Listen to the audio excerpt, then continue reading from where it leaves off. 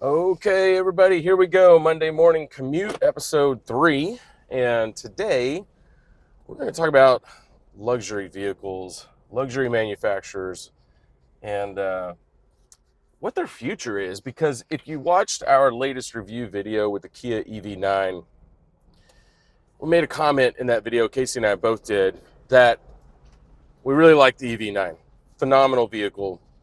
But we had recently had a chance to drive the BMW iX, right? So the all-electric signature EV SUV from BMW, and we both made the comment that we'd rather have the EV9, and that really prompted some thoughts over the last week or two on what the role of premium luxury vehicle manufacturers is, and what the upside is, and what it has been really, because for a long time I think auto manufacturers that played in the premium and luxury space, they had some advantages. And obviously they can throw all kinds of luxury materials and sound deadening and make a really nice luxury experience for the buyer.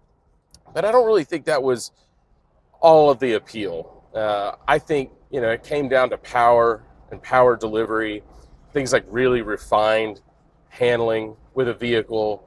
It wasn't just about luxury. It was about the whole experience of driving and operating a car, particularly in BMW's case. Now, you could argue Mercedes played at a little bit different level when it comes to, isolation and delivering a more luxury, like experience. But in BMW's case, it was sport performance, sport luxury. And all I can think of when I'm driving EVs around these days is that the playing field is getting very level, very fast. And the one thing that electrification brings to the table to every manufacturer is instant torque, the ability to produce a drivetrain that is very smooth and very quiet, but has all of that power delivery. And on the other side, you get a really nice driving experience. You're lowering the center of gravity in the vehicle, and all of a sudden everything just handles better, right? You got a lot less body roll, and so the average buyer is going to have a really hard time differentiating, amongst the brands. And then I started to think about, well, then there's technology and all the new features that the premium and the luxury auto manufacturers bring.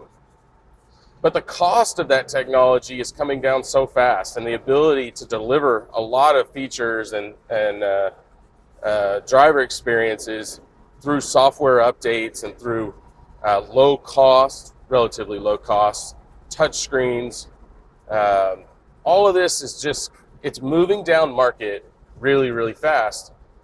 And in fact, in a lot of ways, when you get into a luxury vehicle, it feels very overthought. Right? There's too much going on because I feel like they feel there's pressure to push as many things as possible into the vehicle, and it's not necessarily working. The overall user experience isn't great, and yeah, maybe you get some ultra high definition cameras, or you get these incredibly bright OLED screens with tons of great contrast and a gazillion colors in the palette. But again, that's going to show up in your average, your Kias and your Hyundais and your Chevrolets. It already has.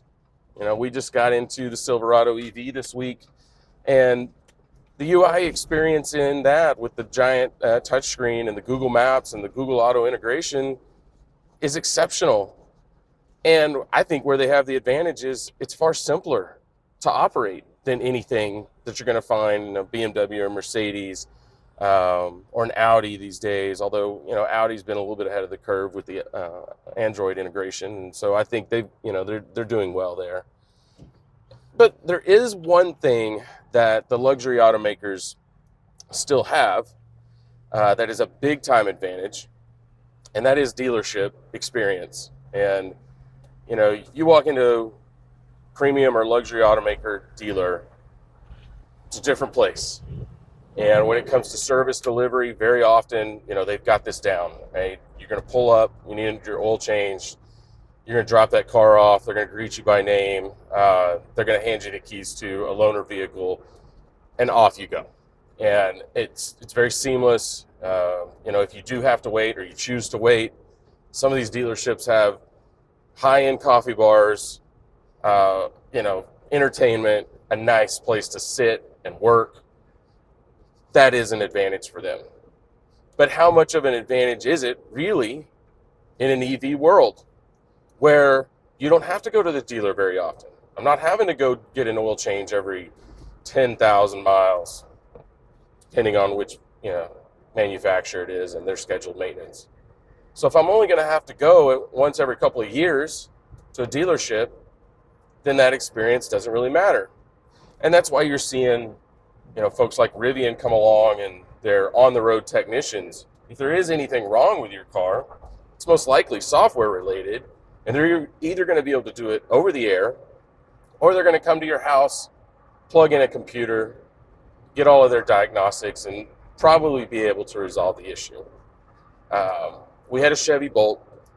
We've had a couple, right? And over about a 5-year period of ownership, I'd say we replaced 2 tires and some windshield wipers, and that was about it for maintenance.